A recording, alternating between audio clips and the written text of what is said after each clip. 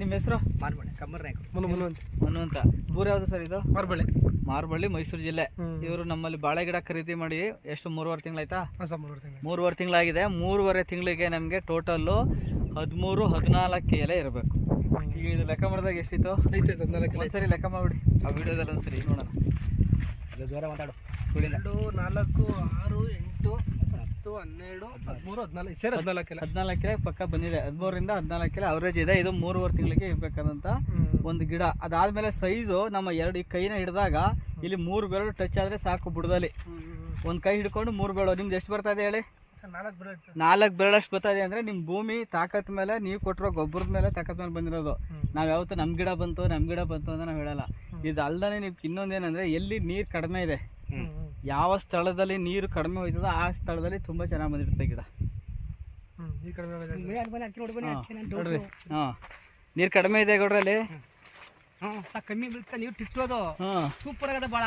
ನೀರ್ ಕಡಿಮೆ ಕೊಡ್ಬೇಕಾದ್ರೆ ಅದಕ್ಕೆ.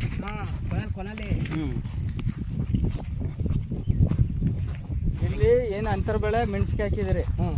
ಮೆಣಸಿಗೆ ಜೊತೆನಲ್ಲಿ ಬೇರೆ ಇನ್ನೇನು ಹಾಕಿಲ್ಲ. ಮೆಣಸಿಗೆ ಮತ್ತೆ ಬಾಳೆ 2 ಮಾತ್ರ ಮಾಡೋರೆ.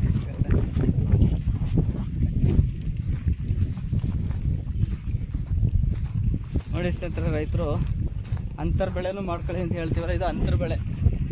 ಮೆಣಸಿಗೆನ ಹಾಕೊಂಡಿದ್ದಾರೆ. ಮೆಣಸಿಗೆ ಜೊತೆಗೆ ಸೀಬೆನೂ ಹಾಕಿದ್ದಾರೆ. ನಡ್ರಿ, ನೀವು ಹಂಗೆ ನಡ್ರಿ, ಬರ್ತೀನಿ ಮುಂದಕ್ಕೆ. ಮರ್ತಕ್ಕೆ ನಡ್ರಿ. ನೋಡಿ, ಇದು ಸೀಬೆ ಗಿಡ. ಸೀಬೆ ಗಿಡನೂ ಕೂಡ ಕಾಯಿ ಕಚ್ಚುತ್ತಾ ಇದೆ.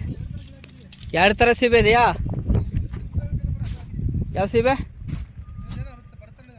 ಇದು ಬಟರ್ ಫ್ರೂಟು, ಬೆಣ್ಣೆ ಗಿಡ. ಯಾವುದು? ತೆವರಿನಾ? ಹಾಂ, ತೆವರಿ. ಇದು ಬಟರ್ ಫ್ರೂಟ್ ಗಿಡ. ಇದು ಡೆವಲಪ್ಮೆಂಟ್ ಆಯ್ತಾ ಇದೆ. ನಡ್ರಿ, ಹೆಂಗೆ ಇದು ಒಳಗಡೆ ನೋಡ್ಕೊಳ್ತೀನಿ. ಸಮಸ್ಯೆ ಇದ್ರೆ ಹೇಳ್ಕೊಡ್ತೀನಿ ನಾನು. ಇದು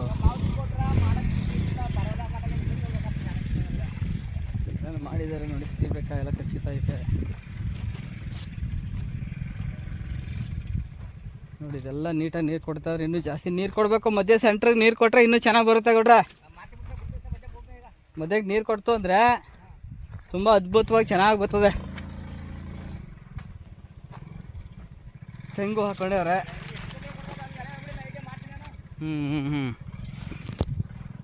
ನೋಡಿ ಸ್ನೇಹಿತರೆ, ಇದು ಗ್ರಾಮ ಮೈಸೂರು ಜಿಲ್ಲೆ ಮಾರ್ಬಳ್ಳಿ ಗ್ರಾಮದ್ದು.